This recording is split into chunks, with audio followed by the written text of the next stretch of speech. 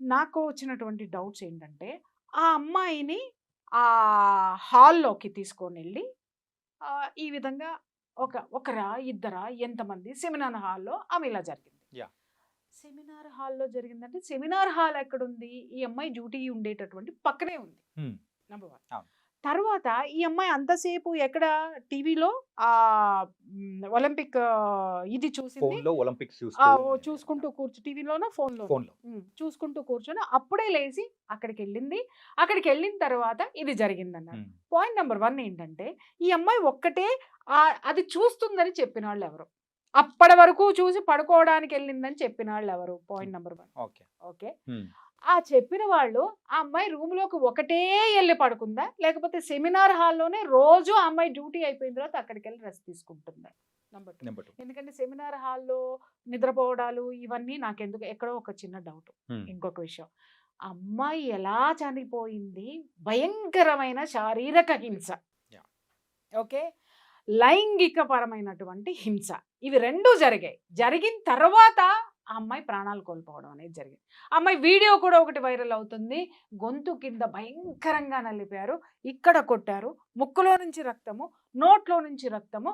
ఆ అమ్మాయి వీడియో తీసుకునేటటువంటి వెసులుబాటు, ప్రాణము, చలనము ఆమెలో ఉండగా, హ్మ్. ఈ అమ్మాయి అంత దెబ్బలు కొడుతున్నప్పుడు చాలామంది చెప్తున్నారు గట్టిగా పట్టేసుకొని ఉండుంటారు కాబట్టి వచ్చినాడు కొట్టేశాడు అనేసి. గట్టిగా పట్టుకొని ఉన్నప్పుడు కొట్టేసిన తర్వాత వీడియో ఎలా తీసుకోగలిగింది ఆ అమ్మాయి? నంబర్ 1. హ్మ్. రెండోది అసలు నేను చెప్తున్నా సరే ఆ అమ్మాయిని అలా పట్టుకొని కొట్టేశారు అబ్బాయి. బాగా కొట్టేశారు. అందరూ పట్టుకున్నారు. ఒక్కొక్క వేలుకి ఒక్కొక్కడు ఉన్నాడు అనుకుందాం. కాలుకొకడు, వేలుకొకడు, చెయ్యికొకడు, పొట్టకొకడు అందరూ ఉన్నారు. ఈళ్ళు కొట్టేశారు. కొట్టిన దెబ్బల శబ్దం ఎవరికి వినపడలేదా? రైట్. ఇంకొకటి. హ్మ్. ఆ అమ్మాయి ఎన్ని గంటలకెళ్ళింది? 3 గంటల పాటు ఈ నరకం చవి చూసింది. లేదా 45 నిమిషాల పాటు నరకం చవి చూసింది అన్నారు. ఈ శబ్దాలు, అలజడులు ఏమి రాలేదా? ఆ అమ్మాయి రూమ్‌లోకెళ్ళింది. స్పృహ లేకుండా నిద్రపోతుందనే అనుకుందాం. హ్మ్. నిద్రలో ఎవరైనా మొఖము, కాళ్ళు, చేతులు అన్నీ కట్టేసేసి మీరన్నట్టు పట్టుకొని కడితే ఇలాంటివి రావు. ఓకే. ఆడు సింపుల్‌గా దుప్పటి పెట్టేసి, దిండడ్డం పెట్టేసి చంపేత్తాడు. హ్మ్. ఓకే. లేదా నోరు మూసేసి అత్యాచారం చేసేసి గొంతు నులిమేసి వెళ్ళిపోతాడు. ఎప్పుడు బ్లీడింగ్‌లొస్తాయి? ఎప్పుడు కొట్టడం జరుగుతది? తప్పించుకోవడానికి ప్రయత్నించినప్పుడు మాత్రమే ఇంత భయంకరమైనటువంటి గాయాలవుతాయి. అవునా? యాహ్! కాదా? అవును. అంటే ఆ అమ్మాయి థ్రెటన్ చేసింది. థ్రెటన్ చేసినప్పుడు ఆ రూమ్‌లో వస్తువులేమి కదల్లేదా? ఏమి ద బ ఇప్పుడు ఈ రూమ్‌లో ఉన్నావు. నేను పారిపోవాలి. లేదా నేను నిన్ను కొడుతున్నా. నువ్వు పారిపోవాలి. పారిపోయేటప్పుడు ఇది తగలదా? తగులుతుంది. ఆ! ఇది కింద పడదా? పడదు. ఇక్కడ దీని మీద ఉన్న వస్తువులు డిస్టర్బ్ అవ్వవా? ఆ కుర్చీ యువతల కన్నా లాగవా? కొంచెమన్నా లాగవా? ఆ ప్రతిఘటించేటప్పుడు ఖచ్చితంగా ఏదో ఒకటి ఉంటుంది. ప్రతిఘటించేటప్పుడు ఖచ్చితంగా అక్కడ అలజడి అనేది ఉంటుంది. హ్మ్. ఆ హాల్‌లో ఖచ్చితంగా ఉంటుంది. అవేమీ లేవా? హ్మ్. ఇంకొక పాయింట్‌కొచ్చిన తర్వాత అసలు ఆ అమ్మాయి అరవలేదు అనడానికి ఇక్కడ ఏ విధమైనటువంటి సాక్ష్యాధారాలు లేవు. అది నమ్మదగిందైతే మాత్రం కాదు. హ్మ్. ఎందుకు అనంటే ఆ అమ్మాయి మూతి మీద కొట్టారు. ముక్కు మీద కొట్టారు. మూతి మీద కొట్టారు అనంటే ఎవడన్నా చెయ్యి పెట్టున్నాడు అరవకుండా అంటే వాడి చేతికి తగులుతది. కానీ అమ్మాయి చేతికి అమ్మాయి మూతిలో నుంచి బ్లడ్ రాదు కదా! యాహ్! అంటే మూతి మీద నుంచి చెయ్యి తీసేశారు కదా! తీసేసినప్పుడు కొట్టినప్పుడు అమ్మాయి అరవాలి కదా! అరిచినప్పుడు బయట ఎవరికీ ఇనపడలేదా? ఇంకొకటి ఇనపడలేదు అనుకుంటాను కదా! పగలపూట కాదే రాత్రి పూట పిన్ డ్రాప్ సైలెన్స్‌గా ఉంటుంది. ఇంకొకటి అది గవర్నమెంట్ హాస్పిటల్. హ్మ్. 24/7 ఏదో ఒక కేసు యాక్సిడెంట్‌లనో, ఇంకొకటనో వచ్చి పోతానే ఉంటారు జనం. జనం యొక్క అలికిడి ఉంటుంది. హ్మ్. ఈ అమ్మాయి ఉన్ చు ప బ డ్యూటీ చేస్తున్నటువంటి రూమ్ నుంచి ఆ యొక్క సెమినార్ హాల్ ఎంత దూరంలో ఉంది? పక్కనే. అంత దూరంలో ఉన్నటువంటి సెమినార్ హాల్‌లో జరిగేటటువంటి ఈ యొక్క ఘర్షణ ఎవరి దృష్టికి రాలేదా? ఎవ్వరు కూడా సెమినార్ హాల్‌లోకి ఈ అమ్మాయి వెళ్ళింది. మిగిలిన డాక్టర్స్‌కి ఎవరికీ అలసట రాలేదా? వాళ్ళు నిద్రపోదామని అనుకోలేదా? ఆ ఏరియాకి ఎవరు రాకుండా కాపలా కాసింది ఎవరు? ఆ ఏరియాలో జరిగి హ్మ్. ఉంటే. రైట్. దీన్ని బట్టి ఇంకొక డౌట్ ఏమొస్తుందంటే, అసలు ఈ సంఘటన ఆ ఏరియాలోనే జరగలేదనుకుందాం. హ్మ్. అసలు జరిగింది. నాకున్న ఇన్ఫర్మేషన్ ప్రకారము ఈ అమ్మాయి ఈ హాస్పిటల్‌లో జరుగుతున్నటువంటి ఆ యొక్క డ్రగ్స్ దందా కానివ్వండి, ఆ యొక్క సెక్స్ స్కాండల్ కానివ్వండి, ఆ యొక్క ఆర్గాన్స్ ట్రాఫికింగ్ కానివ్వండి, మెడికల్ మాఫియా. ప్రతి ఒక్క దాని గురించి కూడా ఈ అమ్మాయి ప్రతిఘటిస్తూ వస్తూ ఉంది. ప్రతిఘటిస్తూ వస్తూ కూడా ఈ అమ్మాయి సహించలేక వీటిని ఎందుకు మనము అంటే ఆ అమ్మాయి ఆర్గాన్స్ ట్రాఫికింగ్ గురించి పక్కన పెడదామండి. హ్మ్. ఓకే. ఇంకొకటి ఏంటి అనంటే ఆ డ్రగ్స్ గురించి కూడా పక్కకు పెడదాం. ఈ అమ్మాయికి సంబంధం లేదు డ్రగ్స్ గురించి. ఓకే. కానీ సెక్స్ స్కాండల్ దగ్గర మాత్రం ఈ అమ్మాయికి ఏదో ఒక విధంగా ఎక్కడో ఒక చోట సెగ తగిలి ఉండాలి కదా! ఖచ్చితంగా. సెగ తగిలినప్పుడు ఈ అమ్మాయి ప్రతిఘటించేటటువంటి సిట్యుయేషన్‌లో ఉండి ఉండాలి కదా! ఆ సిట్యుయేషన్స్ ఉన్నప్పుడు ఈ అమ్మాయి స్నేహితులతోటి ఎప్పటికప్పుడు డిస్కస్ చేస్తూనే ఉంది. దీన్ని నేను ఊరుకోను. దీన్ని పై లెవెల్‌కి తీసుకెళ్తాను. పై లెవెల్‌లో ఎవరు వినలేదు అనంటే పత్రికలకి, మీడియాకి నేను దీన్ని డిస్క్లోజ్ చేస్తాను అనేటటువంటి ఆ యొక్క డిస్కషన్ ఆ ఫ్రెండ్స్ మధ్య జరిగింది. యెస్. కొన్నాళ్లుగా జరుగుతుంది. జరుగుతూ ఉన్నప్పుడు ఈ అమ్మాయిని బెదిరించడానికి ఈ ఈ సంఘటనకి ముందు కొన్ని ఇన్సిడెంట్స్ జరిగాయి ఏంటంటే, ఆ అమ్మాయి కారు పగలగొట్టడమో, అవును. లేకపోతే ఆ అమ్మాయి వచ్చే పోయేటప్పటికి ఇబ్బందులు కలగజేయడమో, ఆ అమ్మాయికి డ్యూటీలు వేయడంలో మనం చెప్పాం కదా! భయంకరమైనటువంటి శాడిజాన్ని చూపించడం అనేది జరిగింది. అండ్ ఈ అమ్మాయికి డైరీ రాసే అలవాటుంది. ఆ డైరీ కూడా అంటే ఆ పేజెస్ ఏదో చింపారని కూడా ఒక వార్త అనేది కూడా బయట ఇవన్నీ సర్క్యులేట్ వస్తాయి. అవుతూ ఉంది. ఎందుకంటే ఇప్పుడు హ్మ్. సుప్రీం కోర్ట్ అన్ని సుమోటోగా కేసు తీసుకుంది కాబట్టి ఎంక్వైరీలో డెఫినెట్‌గా ఇవన్నీ కనుకుంటావు. ఇక్కడ హ్మ్. కీలకమైనటువంటి అంశం ఇది చూడండి. ఆ రోజు రాత్రి కూడా సెమినార్ హాల్‌లో ఏం జరిగింది? యాహ్! ఇక్కడ ఇక్కడ నాకు అందిన సమాచారం ఏంటంటే, ఆ రోజు నైటు ఇదే ఫ్రెండ్స్ తోటి కూర్చొని ఫ్రెండ్స్ ఆ అమ్మాయికి ఆ అమ్మాయి ఇంకా సహించేటటువంటి సిట్యుయేషన్‌లో లేదు. బరస్ట్ అయ్యేటటువంటి సిట్యుయేషన్‌లో ఉంది. ఓపెన్ చేయడానికి సిద్ధపడిపోయింది. ఎందుకంటే ఆ అమ్మాయిని ఈ విధంగా కూడా మానసికంగా కూడా హింసించేస్తున్నారు. ఆ అమ్మాయి కారద్దాలు పగలగొట్టడం కానివ్వండి, ఆ అమ్మాయిని డ్యూటీస్ చేయడం కానివ్వండి, ఇంకొక విధంగా పరోక్షంగా చాలా చేయొచ్చండి. ఇవన్నీ చేస్తుంటే ఇంక ఆ అమ్మాయి ఇక నా వల్ల కాదు. నేను ఎట్టి పరిస్థితుల్లో దీన్ని సహించే ప్రసక్తే లేదు.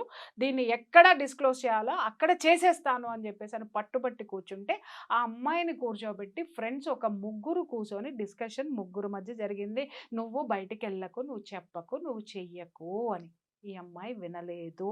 హ్మ్. కారణం ఏంటి అనంటే, ఈ అమ్మాయి నేనే కాదు ఎంతోమంది ఉన్నారు. నేను ఎందుకు ఊరుకోవాలి? ఎందుకంటే ఈ అమ్మాయిలో పోరాడే నైజం ఉంది. యాహ్! ఎదుర్కొనే శక్తి ఉంది. దమ్ముంది. ధైర్యం ఉంది. కాబట్టి ఆ యంగ్ బ్లడ్ నేను దీన్ని సహించను. దీన్ని డెఫినిట్‌గా నేను బయట పెట్టే తీరుతాను అని అనేసరికి ఆ ముగ్గురు మధ్య ఏదైతే డిస్కషన్ జరిగిందో దాంట్లో ఉన్నటువంటి ఒక అమ్మాయి యొక్క బాయ్ ఫ్రెండ్ ఈ డ్రగ్స్ దందాకి, సెక్స్ రాకెట్‌కి ఐ మీన్ ఈ ఆర్గాన్స్ ట్రాఫికింగ్‌కి సంబంధించినటువంటి పర్సన్. పర్సన్. అప్పుడు ఈ అమ్మాయి ఇది ఎక్కడ అరే! ఇది ఏ విధంగాను లొంగట్లేదు. ఏమి చేయట్లేదు. ఇది ఓపెన్ అయిపోతానంటుంది. ఇంకా మా వల్ల అయితే కాదు. మేము చేయాల్సింది చేసాం. మీ కర్మ అని వదిలేసింది. హ్మ్. అక్కడ నుంచి ఏం జరిగింది స్టోరీ అనేది బయటికి రావాల్సి ఉంది. ఈ అమ్మాయిని ఆ స్నేహితులు ఎక్కడికైనా రమ్మనమని చెప్పి మరే చోటకైనా తీసుకెళ్లారా? నేను అదే చెప్తున్నా. హ్మ్. అప్పటి వరకు ఆ అమ్మాయి చూసుకుంటూ కూర్చొనుంది, వీడియోస్ చూసుకుంటూ కూర్చుందని చెప్పిన వాళ్ళెవరు? సెమినార్ హాల్‌కెళ్ళి పడుకోంది అని చెప్పిన ఆళ్ళిద్దరిని కూర్చోబెట్టి మాట్లాడిస్తే హ్మ్. అసలు హంతకులు, అసలు హిస్టరీ, సీన్ టు సీను మొత్తం సీన్ ఆఫ్ అఫెన్స్ మొత్తము సుప్రీం కోర్ట్‌కి వచ్చేస్తుంది. చేతిలో ఆ రిపోర్ట్ వచ్చేస్తుంది. అండ్ ఇంకొకటి ఏంటంటే వాళ్ళ డాడ్ చెప్పిన దాని ప్రకారము ఆ అమ్మాయి చనిపోయిన తర్వాత కూడా ఆ క్రిమేషన్ చేసే టైంలో కానీ, ఆ రోజు మెయిన్‌గా చెస్ట్ డిపార్ట్‌మెంట్‌లో ఎవరైతే ఉన్నారో వాళ్ళ స్నేహితులు కానీ, ఎవరైనా కానీ వాళ్ళ తల్లిదండ్రులకు కూడా మినిమమ్ సహకరించలేదంట. అదే చెప్తున్నాను కదండీ! మినిమమ్ అంటే మినిమమ్ కూడా సహకరించలేదంట. సహకరించలేదు అంటే ఎంత భయభ్రాంతులకు గురి చేశారు? లేదా ఈ అమ్మాయి మీద జరిగేటటువంటి దాడి ముందే అందరికీ తెలిసిపోయిందా? సహకరించలేదు ఇన్ ద సెన్స్ ఏంటంటే, ఆ ఘోరాన్ని వీళ్ళలో కొంతమంది చూసి మిగిలిన వాళ్ళకి జారేసి ఉండొచ్చు కదా! యాహ్! అంటే ఎవరో ఒకళ్ళు చూసారు. ఎవరో ఒక ఇద్దరు చూసారు. ఆడపిల్లలే చూసారు. లేదా మగపిల్లలు తోటి డాక్టర్స్ చూసారు. తోటి మెడికోస్ చూసారు.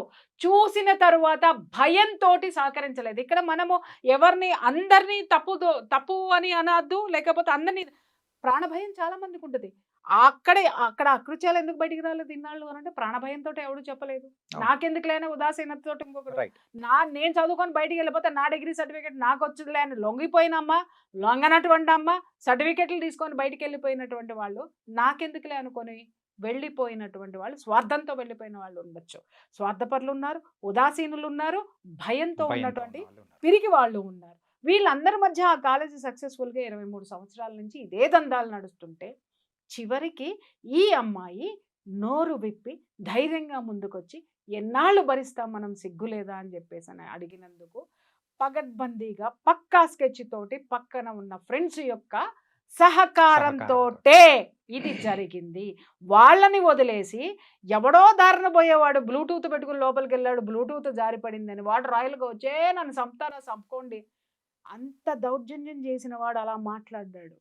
వాడికి ఏంటి అనంటే వీళ్ళందరితోటి వాడికి సంబంధాలు ఉన్నాయి. ఇది ముందే ప్లాన్ ప్రకారం జరిగింది. వాడిని అరే నువ్వు పోరా, ముందు నువ్వు లోపలికి పోరా, తర్వాత మేము బయటికి తీసుకొస్తామన్నారు. ఎందుకంటే వాడికి కూడా ఆ జీవన పోరాటం అంతా కూడా ఏంటంటే లాటరీ అన్నమాట. వాడికి నలుగురు భార్యలు వాడిని వదిలేసిపోయారు, ఒక ఆవిడ చచ్చిపోయింది, ముగ్గురు పారిపోయారు. వాడు ఎక్కడో చోట ఏదో ఒక నీడన వాడు బ్రతకాలి, వాడికి ఒక ఇది కావాలి. కాబట్టి ఇలాంటి ఇంత నేర చరిత్ర ఉన్నవాడు కూడా పోలీసింగ్లో ఉన్నాడు అని అంటే ఇలాంటి వాటికి పనికొచ్చేటటువంటి వాళ్ళు ఉన్నారు అక్కడ, పెట్టుకున్నారు అక్కడ వాళ్ళని. సో కాబట్టి ప్రభుత్వం మాదే, నేను ప్రభుత్వంలో ఉన్నాను, నా చుట్టూ వీళ్ళందరూ ఉన్నారు, వీళ్ళందరూ కాపాడుతారు అనుకోని వాడు చెప్పినటువంటి విషయము ఇక్కడ జరిగింది. అప్పుడు ఎప్పుడో మనం ఒక సీన్ చూసాం, బావ కళ్ళల్లో ఆనందం చూడటానికి నేను చంపేశాను అనగానే వాడు ఎక్కడో చచ్చిపోయాడు చూసారా. వాడికి సంబంధం లేదు, కానీ ఒకడు ఎట్లా బలైపోయాడు? ప్రలోభము, లేకపోతే వాత్సల్యము, ఫ్రెండ్షిప్ ఏదైనా ఉండొచ్చు. ఒక హంతకుడికి ఎప్పుడు కూడా పాపభీతి ఉంటుంది, ఒక హంతకుడికి ఎప్పుడు కూడా ప్రాణభయం ఉంటుంది. ఎంత కరడుగట్టిన వాడైనా సరే ఎక్కడో ఒక చోట వాడి ఫేస్లో అది చేసిన దారుణానికి వాడికి సంబంధించినటువంటి ఛాయలు వాడి కళ్ళల్లో కనిపిస్తాయి. చాలా రేర్గా ఉంటాయి. నాకేంటి, నేను ఎందుకు చేశాను, పర్వర్టెడ్ నేచర్ ఉన్నటువంటి వాడిలో ఉంటాయి. వీడు పాల్గొనలేదా అని అంటే వీడు భాగస్తుడే. చచ్చిపోయిన తర్వాత మానభంగం చేశాడో, బతికున్నప్పుడే మానభంగం చేశాడో, లేకపోతే అత్యాచారం చేశాడో, ఏం చేశాడు అనేది తర్వాత విషయము. బట్ వీడు అనేటటువంటి వాడు ఏంటి అని అంటే దాంట్లో ఒక చిన్న ఆటలో అరటిపండు అంటారు చూసావా, వాడు అలాంటి క్యారెక్టర్. కానీ స్కెచ్ వేసింది మాత్రము, ఈ అమ్మాయిని దొరకబట్టింది మాత్రము, ఈ అమ్మాయి ఇంత భయంకరమైనటువంటి రాక్షసత్వానికి గురవ్వడానికి ఆ అమ్మాయి చుట్టూ ఉన్నటువంటి స్నేహితురాళ్ళు మాత్రమే. కావాలంటే రేపొద్దున ఇన్వెస్టిగేషన్లో ఇవన్నీ సుప్రీంకోర్టు, సిబిఐ నిగ్గుదేల్చాల్సినటువంటి విషయాలు. ఎందుకంటే ఒక ఆడపిల్ల చుట్టూ కనీసం పనిచేసే దగ్గర ఫ్రెండ్స్ ఉంటారా అమ్మ? ఆడపిల్లలు ఉండరా? లేకుండా ఉన్నారా? మగపిల్లలు లేరా? లేకుండా ఉన్నారా? ఈ స్నేహితులే కర్త కర్మ క్రియ. ఏది ఈ సంఘటన జరగడానికి చేసిన వాడు ఎక్కడున్నాడు అనేది వాడు బయటకు వస్తాడు. ఇంకొకటి మేజర్ ఏంటి అని అంటే ఈ హాస్పిటల్ మొత్తం ఎవరి చేతిలో ఉంది? అది ఒక గ్రేట్ కళాదిది మేనల్లుడి చేతిలో ఉంది. కాబట్టి మేనత్ అక్కడ కూర్చున్నప్పుడు పరిపాలన మొత్తం వీడిదే కదా. ఎందుకంటే ఆవిడకి పిల్ల లేదు, పీసు లేదు, సంసారం లేదు. ఆ తర్వాత వారసుడిని నేనే అనుకున్నాడు, వాడు చేసుకుంటూ వచ్చాడు. సో తిలా పాపం తలా పిడికెడు. ఇక్కడ ఒక ఆడపిల్లని భయంకరంగా పొట్టన పెట్టుకున్నది సాటి స్నేహితులే. ఇంకా ఇక్కడ ఒక కీలకమైనటువంటి విషయం నేను ప్రస్తావించాను. ఇలాంటి ఇష్యూస్ జరిగినప్పుడు ఆడపిల్లలు పేరెంట్స్కి చెప్పరా? అమ్మాయి అంతకు ముందే ఒత్తిళ్లను ఎదుర్కొంది, మానసికంగా ఒత్తిళ్లను ఎదుర్కొంది, పేరెంట్స్కి చెప్పలేదా అనే క్వశ్చన్ చాలా మందికి రావచ్చు. అలాగే మెడికోస్ కూడా పడుతున్నటువంటి మానసిక క్షోభ పేరెంట్స్కి చెప్పట్లేదా అంటే చాలామంది చెప్తారు. కానీ పేరెంట్స్కి కనిపించేది ఏంటి? రెండు. ఒకటి అమ్మాయి తెచ్చుకునే సర్టిఫికెట్, రెండోది వీళ్ళు కట్టినటువంటి డబ్బు, ఖర్చు పెడుతున్నటువంటి డబ్బు. అమ్మ కొంచెం నీకెందుకు, కళ్ళు మూసుకో, ఇంకొక సంవత్సరం అయితే అయిపోతుంది, ఇంకా 2 సంవత్సరాలు అయిపోతుంది, ఇంకొక వీళ్ళు అనుకుంటున్నారు. సంవత్సరానికి ఎన్ని వారాలు ఉన్నాయి? 52 వారాలు. ఓకే, సంవత్సరం ఒకటే, కానీ దాంట్లో 52 వారాలు ఉన్నాయి. ఎన్ని రోజులు ఉన్నాయి? 365 రోజులు ఉన్నాయి. ఎన్ని గంటలు ఉన్నాయి? 24 × 365 అవర్స్ ఉన్నాయి. 300 అంతకి ఇంటూ 60 సెకండ్స్ వేసుకోండి. సెకండ్కి ఈ బిడ్డ ఎంత నరకం అనుభవిస్తుంది అక్కడ అనేది పేరెంట్స్ తెలుసుకోవాల్సినటువంటి అవసరం ఉంది. ఇక్కడ చాలామంది పేరెంట్స్ అమాయకులు అనుకోవాలో, మూర్ఖులు అనుకోవాలో తెలియదు. డాక్టర్లు అనిపించేసుకోవాలి మా పిల్లలు, డాక్టర్స్ చదవటం తప్పని నేను అనట్లా. అక్కడ జరుగుతున్న వాటిని మీ పిల్లలు ఎప్పుడైతే చెప్పారో, చెప్తున్న తల్లులు చెంగు దోపి హాస్పిటల్కి వెళ్ళి చెడు కూడా ఆడుకోండి. నా బిడ్డకి ఇలా జరిగిందా, కొడకల్లారా సంపుతా మిమ్మల్ని, నరుకుతా మిమ్మల్ని అని ప్రతి తల్లి తిరగబడితే, పబ్లిక్ తిరగబడితే ఎవడు మాత్రం ఏ దాష్టికం చేస్తాడు చెప్పండి? నీకు వచ్చే స్టూడెంట్ యొక్క పేరెంట్సే ఒక దీని కింద ఉన్నారంటే స్టూడెంట్సే లేకపోతే నీ కాలేజ్ ఎలా ఉంటుంది? చచ్చినట్టు నీకు అనుగుణంగా ఆ కాలేజ్ ఉంటుంది. బట్ ఇక్కడ ఎవరికి అనుగుణంగా ఎవరిని ఉంచారు?